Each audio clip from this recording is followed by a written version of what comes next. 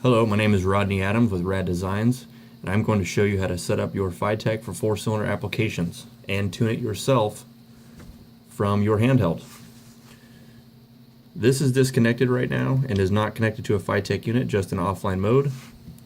So everything will see 0, but all the settings will be here. When you first turn it on, you need to go to your initial setup. Go to engine setup. This is where you'll set everything up. You can load your 4-cylinder default map, which is loaded in your cal files. So, and obviously you can load your cal file, and this will load it. And just go to the default 4 that they have in there from the factory. That will work just fine. Enter your information here. You need to enter your cubic inch. Get as close as you can. 160 is fine. That's as low as the Fitech will allow. But we'll go into more detail about how to tune your fuel curve to compensate for that, and so it'll run properly. Cam 1 through 4. Now you can just choose 1 through 4. It doesn't matter. But when you do your tuning, you have to be tuning on the cam 1, 2, 3, or 4 setting, depending on what you select here. It's very important. Set your other parameters as you wish. When you're in TAC or 2-wire, the 2-wire is for coil if you're TAC to the ignition setting on the Fitech. If you're in TAC, then it's disabling your ignition timing, and you're running just whatever you have on the on your distributor or what you already have preloaded. Same thing with ignition setup. Go through and set your distributor base timing at which it is at idle or whatever it is locked out. And then your fan setup or two if you have that. These are just extra options, not mandatory to make it run right. GoEFI tuning. This is where you set your AFR targets. Set them where you please, wherever you like them. Keep in mind, if you have an RPM above 1100 and you want to hold over 1100 RPM, you need to tie these two numbers together. So if this one says 14.0 and this says 13.0, they're going to keep fighting back and forth, and you're going to get a hunting problem. So make sure if your idle is above 1100, you need to make sure these two numbers are the same so it doesn't hunt. And then adjust your other parameters as you go down and through the settings to which you desire. Okay. Spark map. This is for if you're using the ignition on the Fitech. If you're not and you're locked out, or you just do not use the ignition timing on the Fitech, ignore this. Accelerator pumps are preset. They should be okay for the first initial, but as you drive more, you can tune those and adjust your accelerator pump to your likings. Crank and warm up, same thing. They are preset. Everything's preset on V8, so keep that in mind. Even on the 4-cylinder default, they are prepped for a V8 setting. So if you're having problems where it's too rich at crank, too rich at warm up, etc., go back to these settings and start reducing or increasing to your likings.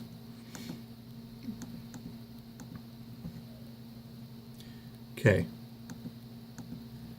This setting right here is hidden under display. So if you need to go to display setup, some of these, they do these on purpose. They hide or enable these just for the basic.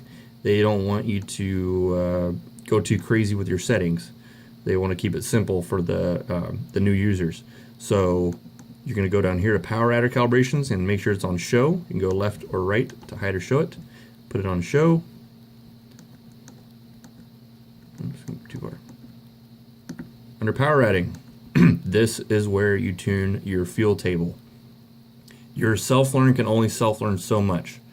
The reason why for a 4-cylinder you have to change this is because even on the default 4, it is set up for a V8 still.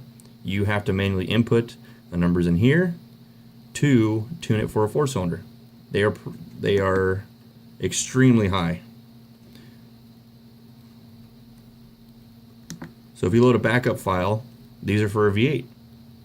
If you look at this, if you look at the same file between a backup file and a 4-cylinder file, they're going to be similar numbers, not the same, similar, but they are much too rich for a 4-cylinder application.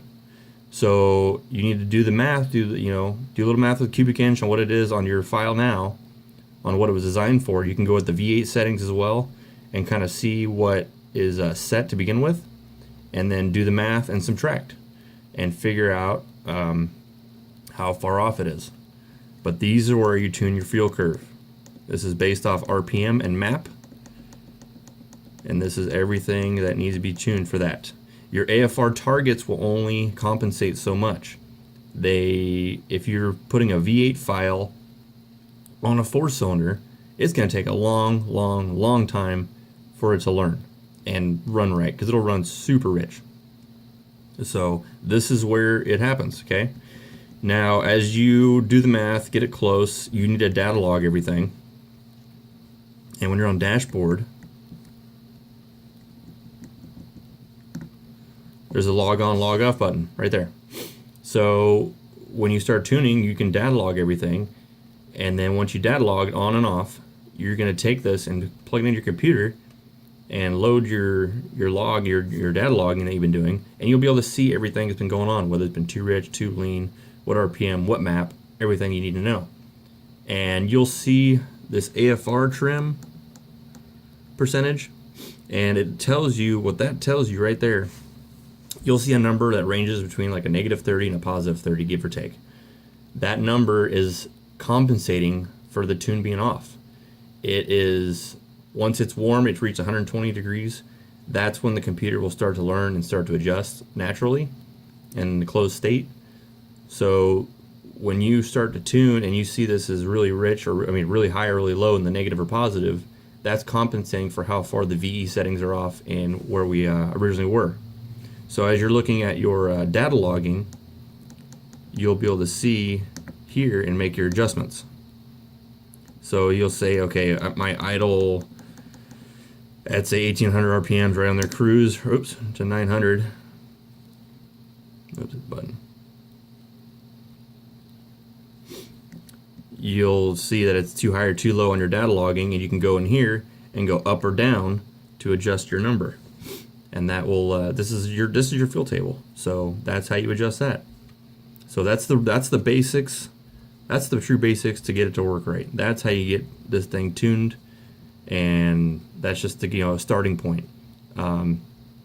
There's more adjustments and more adjustments that go through these units, but that is where you tune your fuel curve, and that's the beginning of it. So I highly recommend a tuner to tune these for you.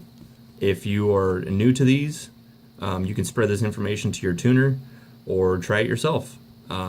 Be patient with it. These units do not have a super fast learn rate.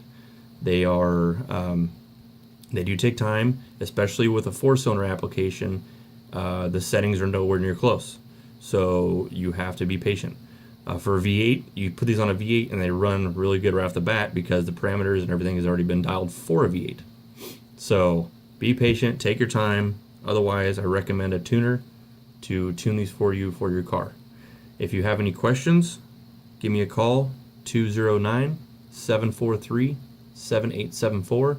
You could email me at radesignsinfo@gmail.com, or visit our website at radvwturbokits.com or rodneyadamsdesigns.com. Thank you for watching.